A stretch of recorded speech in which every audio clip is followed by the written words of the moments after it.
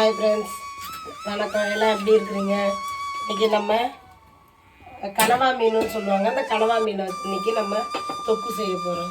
வாங்க எப்படி செய்யலாம், என்னென்ன அதுக்கு தேவையான பொருள்னு பார்க்கலாம். பார்த்திங்கன்னா கனவா மீன் 1/2 கிலோ எடுத்துகிட்டு வந்திருக்கோம். அது பார்த்திங்கன்னா வெங்காயம் கட் பண்ணி வச்சுருக்கோம், தக்காளி, இஞ்சி பூண்டு பேஸ்ட்டு, உப்பு, தாளிக்க ஜீரகம், சோம்பு. வாங்க பார்க்கலாம் எப்படி செய்யலான்னு. பார்த்தீங்கன்னா வானல் அடுப்பு வச்சாச்சு, எண்ணெய் காஞ்சிக்கிட்டு இருக்கு. பார்த்தீங்கன்னா எண்ணெய் ஊற்றிக்கலாம். 2 குழி கரண்டி எண்ணெய் ஊற்றிக்கலாம். எண்ணெய் நல்லா காயட்டும்.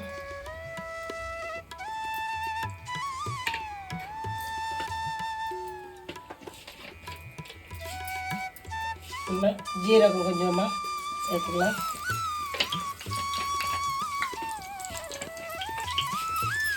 கொஞ்சமாக பெருஞ்சீரகம் சேர்த்துக்கலாம்.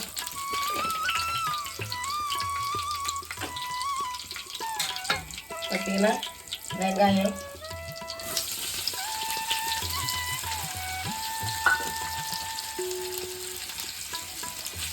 வெங்காயத்தை போட்டு நல்லா வதக்கிக்கும்.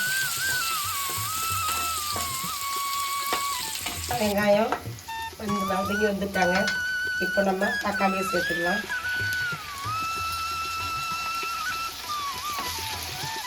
கொஞ்சமாக நம்ம உப்பு, எப்பவுமே வதங்கிறதுக்கு நம்ம கல் உப்பு போடுவோம் இல்லையா, நம்ம கல் உப்பு கொஞ்சம் சேர்த்துக்குவோம்.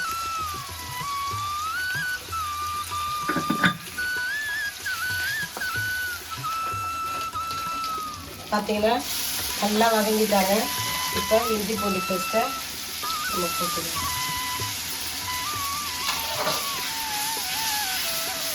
நல்லா இஞ்சி பூண்டு பேஸ்ட் போட்டு வதங்கட்டும். அடுத்தது கொஞ்சம் மஞ்சள்தூள் சேர்த்துக்கலாம். இப்படிலாம் மஞ்சள்தூள் சேர்த்தாச்சு.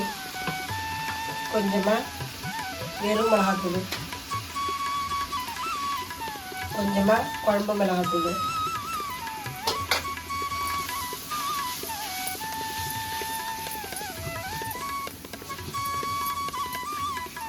எல்லாம் வதங்கி ரெடி ஆகட்டும். கொஞ்சமாக லைட்டாக தண்ணி சேர்த்துக்கலாம்.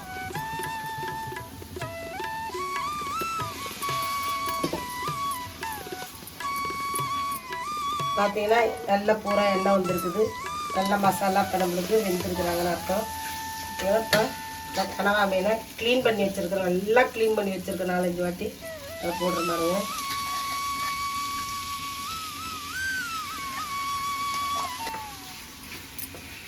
இதில் ஒரு கண்ணாடி மாதிரி ஒரு நூல் பெருசுக்கு இருக்குது.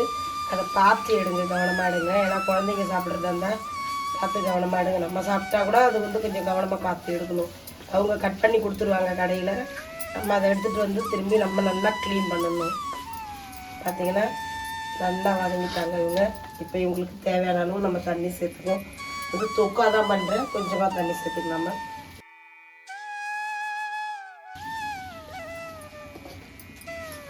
கொஞ்சம் தண்ணி சேர்த்துக்கிட்டு இப்போ காரம்லாம் கரெக்டாக தான் இருக்குது. நம்ம பார்க்கும்போதே நம்மளுக்கு தெரியுது.